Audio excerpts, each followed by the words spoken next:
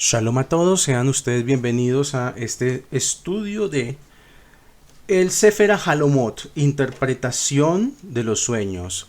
Hace bastante tiempo que no subo una clase nueva de esto, que es la explicación del fenómeno onírico, del fenómeno de los sueños basado en la Torá, el Talmud, el Midrash y otras diversas fuentes de la tradición judía.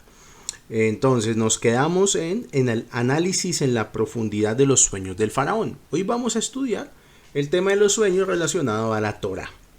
Entonces hay un comentario de un mefarshim llamado el Malbim sobre el capítulo 41 de Génesis que dice: analizar los sueños del faraón en detalle y derivar de ello 5 pautas que reafirmen la idea de que los mismos estaban destinados a cumplirse efectivamente tal como lo había predicho Yosef.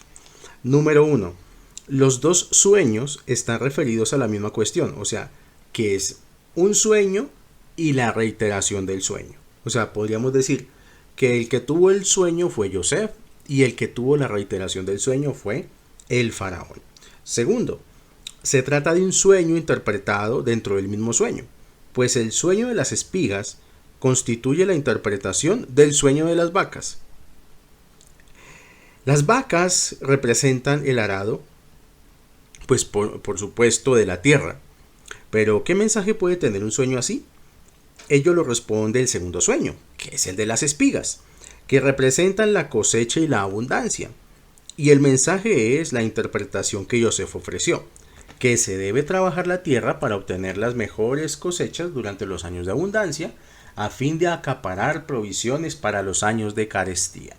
Tercero, de la frase de Génesis capítulo 41 versículo 7 donde dice: despertó el faraón y resulta que fue un sueño, se deriva que quien recién al despertar se tomó conciencia, el faraón, de que se trató de un sueño y no de la realidad consciente.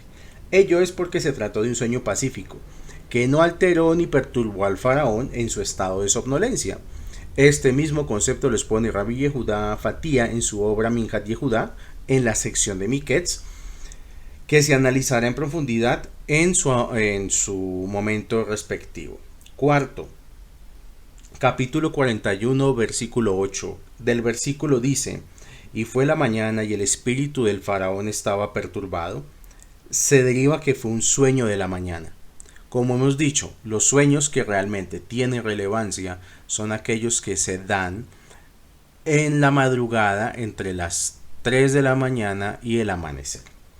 Quinto, de la frase el espíritu del faraón estaba perturbado, se deriva que el faraón quedó conmovido por el sueño, lo cual el Sefer HaLomot lo interpreta como una señal de la veracidad del sueño referido. Es decir, que a veces uno sueña cosas y que uno mismo no les da pues la importancia ni la relevancia que no tienen. Para uno es, me soñé con una tontera. Pero hay cierto tipo de sueños que sí lo dejan a uno pensando y uno se queda todo el día, uy, me soñé tal cosa, pasó esto, vi esto, sucedió esto, etc. Los 5 puntos citados son mencionados en el Talmud y otras fuentes como pautas de que el sueño en análisis pertenece a la categoría de sueños relevantes. Del precedente análisis concluimos que a los efectos de interpretar correctamente un sueño se debe realizar un análisis minucioso del mismo, aún de cada detalle por más ínfimo que sea y por más carente de sentido que parezca. De hecho, en el ejemplo expuesto previamente hemos visto que meros detalles del sueño del faraón estaban anunciando el destino de Egipto mismo, y tan solo era necesario que alguien de la talla espiritual del hebreo Yosef los interpretase debidamente. Así como la Torá ordena apartarse de las prácticas oscuras como la magia, la nigromancia y otras similares, del mismo modo de lo expuesto surge que a los sueños se les debe prestar la atención debida. O sea que interpretar los sueños es kasher, es adecuado. El secreto del interpretador de sueños. Entonces, en su audaz interpretación, Yosef demostró ser un hombre inteligente e intuitivo. lo cual quedó definitivamente demostrado cuando el devenir de los sucesos en el transcurso de los años le dio la razón. Y de hecho, el faraón mismo se lo reconoció, capítulo 41 del Génesis, versículo 39, que dice lo siguiente: no hay hombre inteligente ni sabio como tú capaz de llevar estos consejos a la práctica. Sin embargo, Yosef tuvo otra virtud antes que su intuición y sagacidad para ser un creíble interpretador de sueños. Capítulo 41, versículo 11 del Génesis: cuando el jefe de coperos le contó al faraón que en la cárcel había con ellos un buen intérprete, le dijo así: allí en la prisión había con nosotros un muchacho ibrí. La palabra ibrí significa hebreo, expresión que antes que a la procedencia geográfica refiere fundamentalmente a la actitud del ser. La voz ibrí significa del otro lado. Eso es lo que significa hebreo, alguien que es del otro lado. Pues así como el mundo, que es Egipto, representa el ocaso espiritual, el mundo de Yosef representa el universo de lo divino y lo sublime. Y justamente fue esa actitud la que condujo a Yosef a constituirse en exitoso intérprete de sueños, tal como el faraón mismo lo reconoce y se lo dijo en Génesis 41:12. Dice: dijo el faraón a Yosef: el Supremo te ha dado a conocer todo ello, y por consiguiente tú estarás a cargo del tesoro de Egipto y serás el administrador general. Previamente, cuando Yosef sugirió a sus compañeros de celda que le contasen sus sueños para que los descifrase, les dijo así: Génesis 40, versículo 8. Cuéntenme sus sueños, pues la interpretación pertenece al Supremo, y por consiguiente no seré yo quien los interprete, sino él. Esto es el mundo de Yosef, el mundo de la humildad, y por eso mismo Yosef era ibrí, era del otro lado. Porque Yosef era la contracara del mundo de la soberbia, del materialismo y de la opulencia representado por Egipto. Cuanto más una persona orienta su vida en dirección al mundo de Yosef, tanto más cerca de la verdad se encuentra. En esta situación, ser un conocedor de los secretos y los misterios de la vida es una consecuencia lógica y natural. En otro apartado, volveremos sobre el mundo Yosef como actitud de autorrefinamiento que, en definitiva, es la clave para comprender los secretos que de otro modo serían inaccesibles. Tal como Yosef bíblico obtuvo su don de intérprete a partir de su actitud de humildad y autocontrol. Ahora vamos a ver a los sueños de Abimelech. El primer sueño que explícitamente menciona la Torá es el que experimentó el rey de Gerar, Abimelech, en el cual el Supremo Hashem le advirtió que se abstuviese de aproximarse a Sará.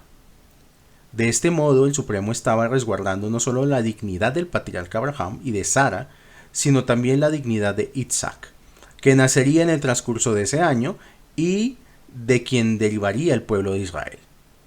Pues de lo contrario, su paternidad hubiera quedado cuestionada.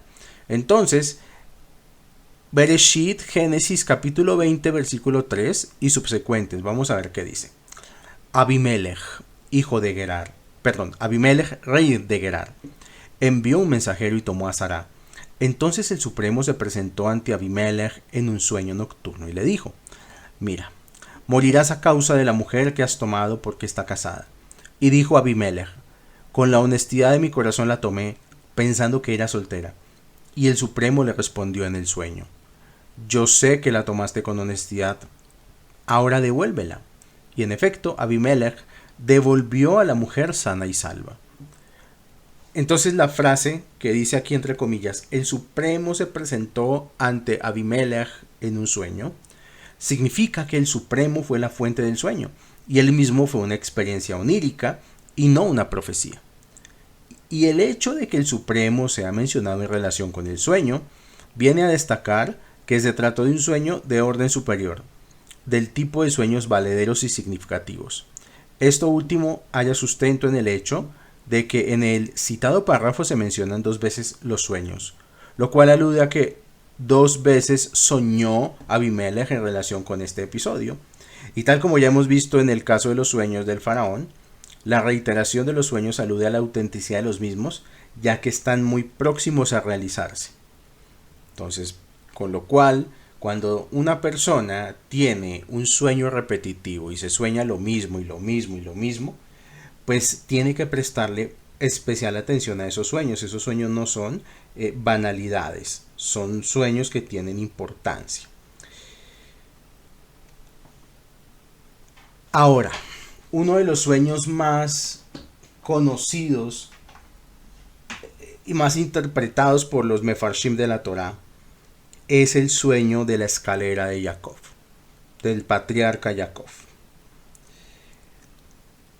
El segundo sueño que presenta la Torá es el del patriarca Jacob en capítulo 28, versículo 2 del Génesis, en el que se visualizó una escalera apoyada en el suelo, con su cabecera llegando al cielo, por la que los ángeles ascendían y descendían, ascendían y descendían.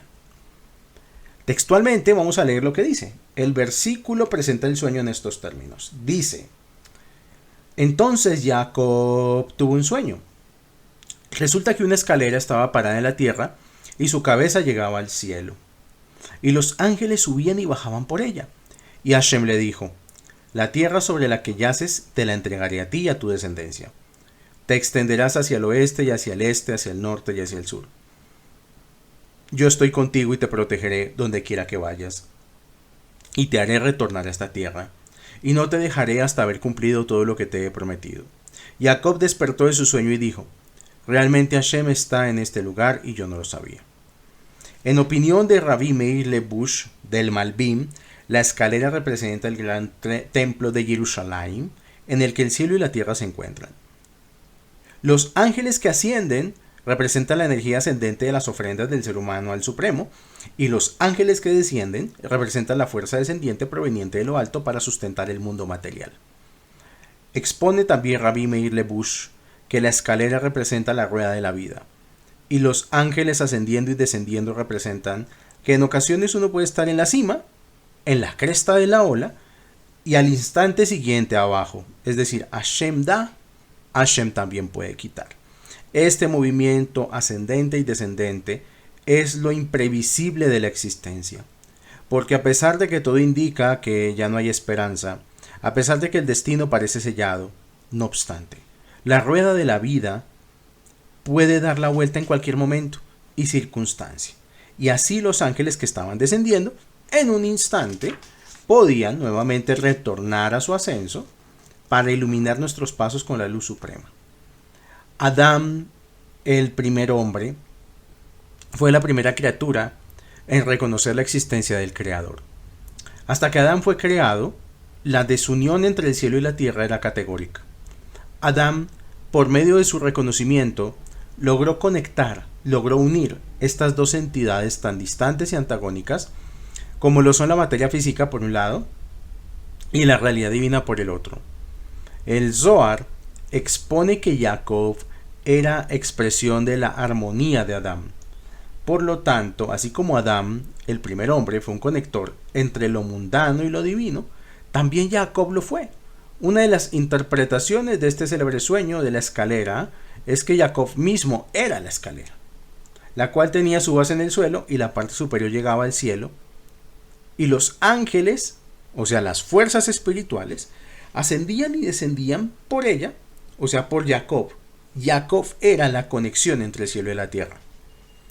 En otra lectura de esta interpretación, en la que Jacob mismo era la escalera, el Midrash toma la expresión, entre comillas, abro comillas, los ángeles ascendían y descendían por ella, cierro comillas. ¿En qué sentido?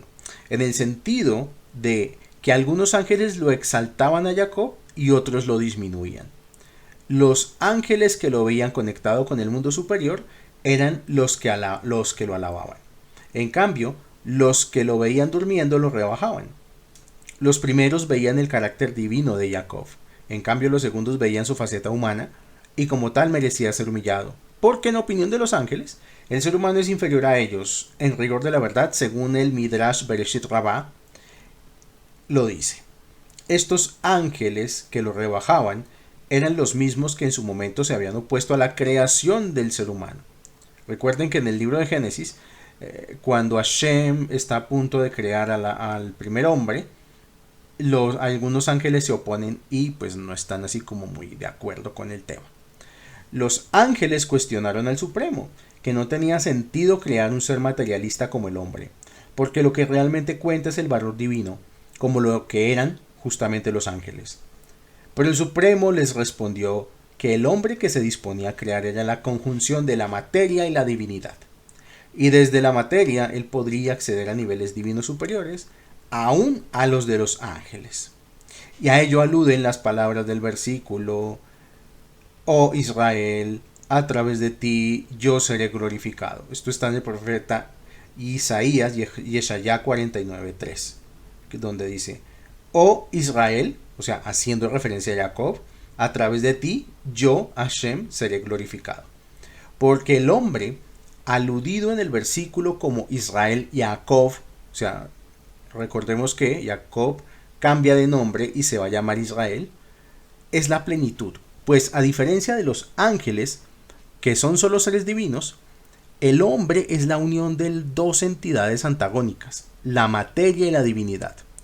Los ángeles no están dotados de la capacidad de comprender que incluso un acto tan mundano y terrenal como el dormir puede servir al propósito de conectar la materia con lo divino. Y por eso el ser humano tiene la posibilidad de acceder al mayor grado de perfección, superior aún al de los ángeles, porque solo a través de la interacción de estas dos realidades es posible acceder a la perfección absoluta. Esa fue la norma con la que fue creado el ser humano, con los pies en la tierra y la cabeza en el cielo. El hombre debe constituirse a través de sus actos, pensamientos y acciones. En el conector que une lo físico con lo espiritual, o sea, en un canal a través del cual fluya a su existencia la fuerza de lo divino. Alguna vez un maestro de Kabbalah en una clase nos decía: los árboles de este mundo toman su alimento del suelo porque sus raíces están vinculadas a la tierra. En cambio el hombre es como un árbol pero de manera inversa, es decir, las raíces del hombre están en los mundos superiores, no en este mundo. Y de los mundos superiores es que toma su alimento, su luz, para dar frutos en la tierra. En paralelo con dicha interpretación, Rabbi Aaron Perlov de Karlin expone que la escalera, apoyada en la tierra con su cabeza llegando al cielo, es expresión del sentido de la existencia de la persona. Es decir, para este Rav, uno debe tener sus pies firmemente parados en la tierra, en procura de su sustento y de la realización de las cuestiones materiales que le permitan llevar una vida digna. Pero su cabeza debe llegar al cielo. Debe comprender definitivamente que solo una vida espiritual, consagrada a la Torah y a las Misbot, es capaz de darle a la escalera de su vida el apoyo que debe tener en lo alto. Y sobre este mismo sueño, el Midrash ofrece otra interpretación. El Supremo Hashem le mostró a Jacob que el ángel de Babilonia ascendió y descendió.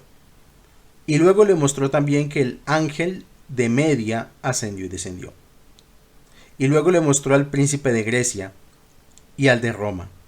Y dijo el Supremo a Jacob: Jacob, ahora asciende tú. Jacob temió y respondió: todos los que ascendieron, descendieron, y entonces yo también descenderé. Y el Supremo le aseguró: si tú asciendes, no descenderás. Pero en su temor al descenso ulterior, Jacob desconfió y no ascendió. A ello alude el versículo de Salmos 78, versículo 32, no confiaron en sus maravillas. Cuando el Supremo había ordenado al patriarca Abraham que sacrificase a su hijo amado Isaac, en el versículo dice: Hashem puso a prueba a Abraham. Esto lo tenemos en el capítulo 22, versículo 1 de Génesis. En hebreo, poner a prueba significa nizá, voz que deriva de la palabra nes y cuyo significado es milagro y estandarte. En verdad, ¿qué necesidad tenía Hashem de poner a prueba al patriarca si Hashem lo sabe todo? O sea, Hashem conoce el pasado, el presente, el futuro. O sea que en verdad no es no es que lo puso a prueba para saber cómo reaccionaría, sino para que Abraham fuese consciente de su gran capacidad de entrega incondicional, de su excepcional carácter divino, y así elevarlo tal como un estandarte se eleva en las alturas. En esta misma línea, el comentario Etz Yosef sobre el Midrash explica que en rigor de la verdad, Jacob no creía en sí mismo, en su capacidad.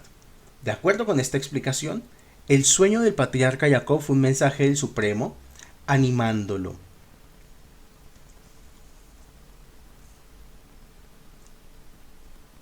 a que ascendiera, a ser ambicioso y ascender a la escalera hacia lo sublime. Jacob requirió de tal estímulo porque había visto en este sueño que todos los que ascendían finalmente descendían. Jacob temía que procurar semejante elevación le haría perder su perspectiva de la humildad y sucumbiría a las ambiciones egoístas, igual que su hermano Esaf. Pero finalmente Jacob comprendió que su vida no podía ser guiada por la inacción. La pasividad no es un vehículo para alcanzar objetivos algunos. Y en efecto, Jacob aceptó el desafío y llegó a ser la gran personalidad que fue como patriarca del pueblo de Israel. Jacob comprendió el mensaje del sueño y supo aplicarlo en su vida.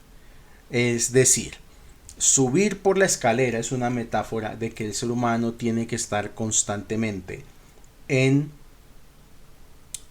un proceso de superación personal.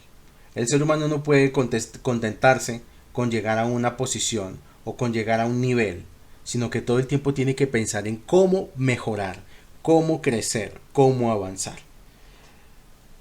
Y vuelvo y digo, alguna vez le escuché a un gran jajam, decía lo siguiente: Dios lo único que castiga en la vida es que la gente no use los talentos que el mismo Dios le dio.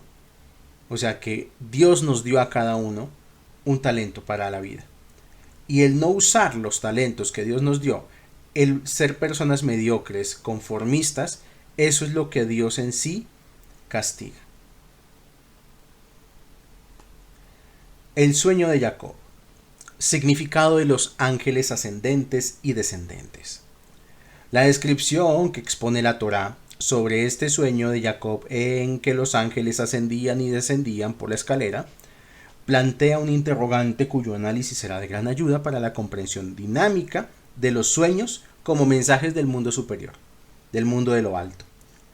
La cuestión a analizar es la siguiente: si se trataba de ángeles, debió haber expuesto que primero descendían y solamente luego ascendían, puesto que esencialmente los ángeles moran en el cielo, de modo que para ascender primero tienen que descender.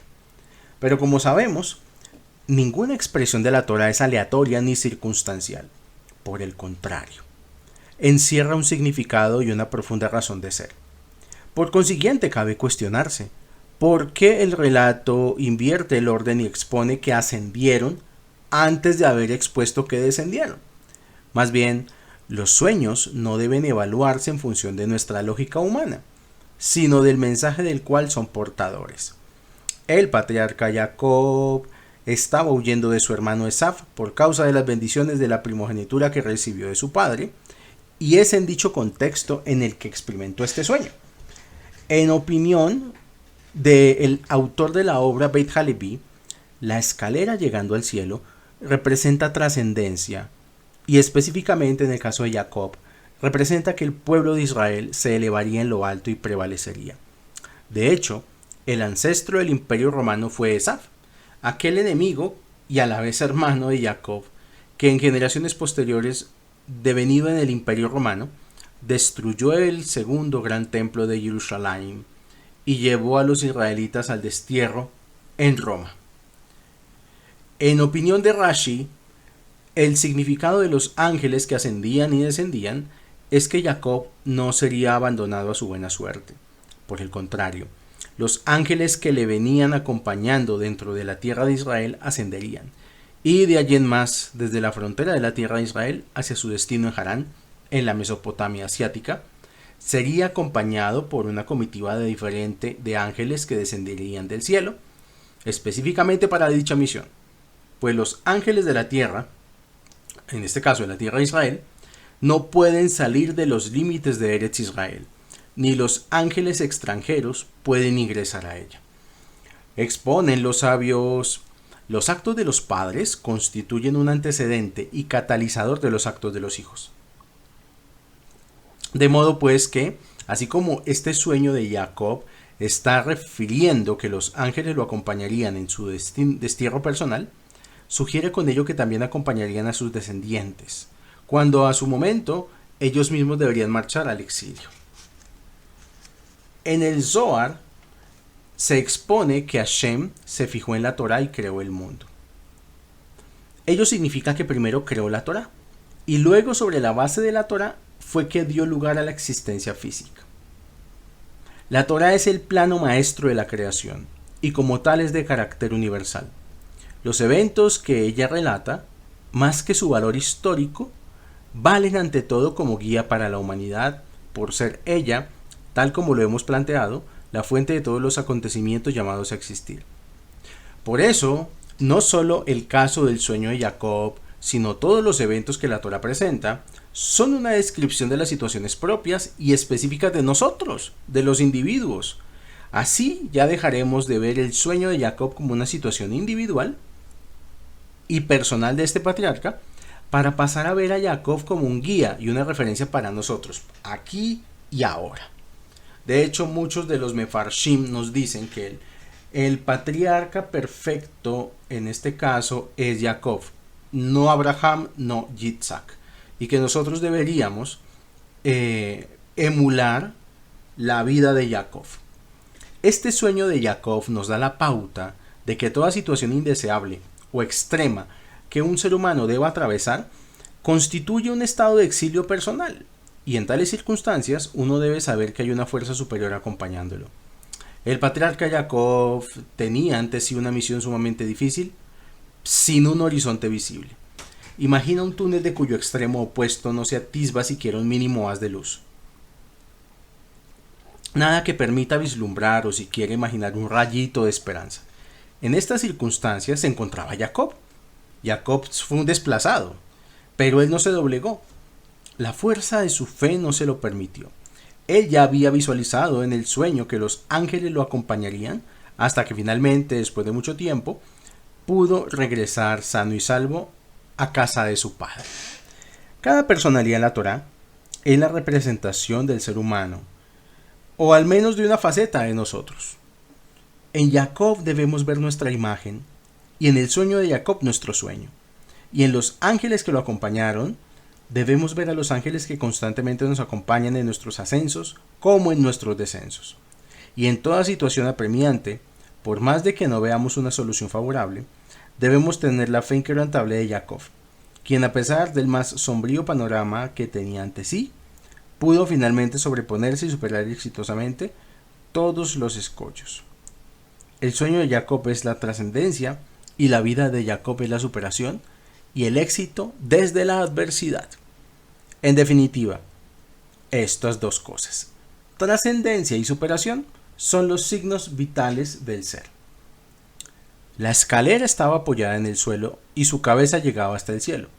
La palabra hebrea para escalera es sulam, cuyo valor numérico es el mismo de la palabra mamón, que significa dinero.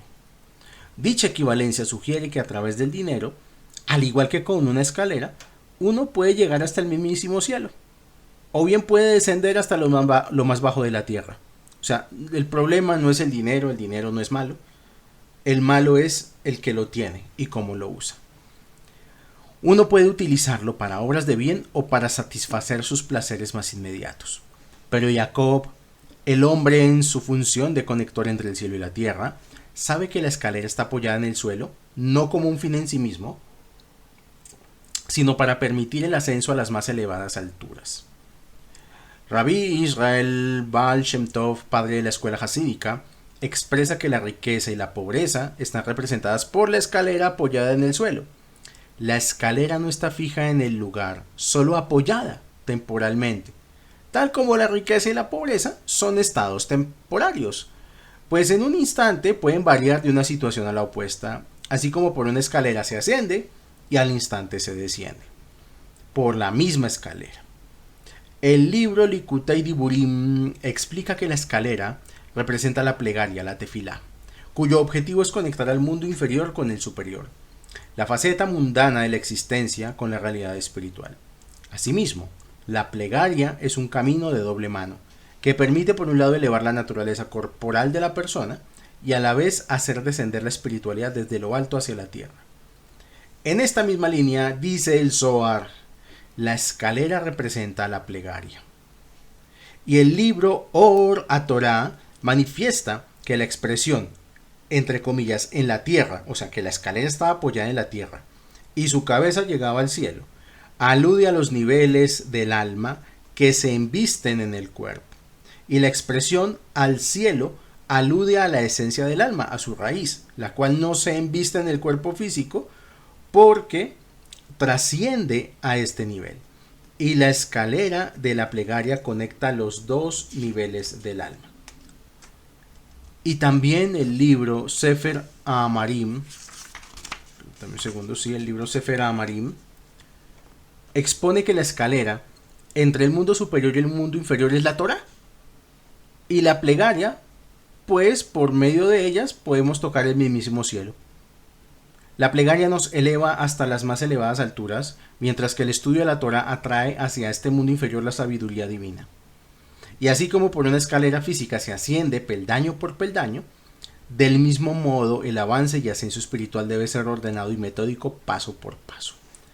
Vamos a dejar aquí la explicación a nivel Torah. Vamos a ir cerrando este audio con diccionario de sueños. Estábamos en la letra B. Recuerdo que nos quedamos en esta letra. B. Boda. ¿Qué pasa cuando uno se sueña con una boda? Soñar que usted se encuentra bajo el palio nupcial es un augurio un poquito difícil, porque en el día de casamiento los novios deben ayunar como si fuese Yom Kippur, pues entonces bajo el palio nupcial de lo alto les perdonan todas sus transgresiones. Es decir, que visualizar el palio nupcial en un sueño es una señal de que la persona debe corregir su conducta, obtener el perdón por sus malas acciones y buscar cancelar este sueño. El afrecho del vino, que se llama la borra, el que sueña que ingiere la borra del vino también es un sueño un poquito negativo. Tiene que cancelarlo, tratar de revertirlo para evitar sufrimientos. Un borracho, el que sueña que está borracho tendrá pérdidas, porque el vino en exceso es malo para la salud y la adicción al vino lo llevará a malgastar su dinero en ello. El que visualiza a alguien que está borracho en sueños tendrá ganancias, pues los reyes y príncipes suelen tomar vino en cantidad. Bosque. El que sueña que ingresa a un bosque será guía de estudiantes avanzados, pero no alcanzará un cargo mayor que este, como director de una casa de estudios. Los estudiantes avanzados son como los grandes árboles de un bosque, que están distanciados unos de otros. Y esa es la señal de que el soñante no será más que una guía de tales alumnos, a quienes ayudará individualmente, a cada uno según sus requerimientos individuales. Pues si el sueño pretendiese indicar que sería director de la casa de estudios,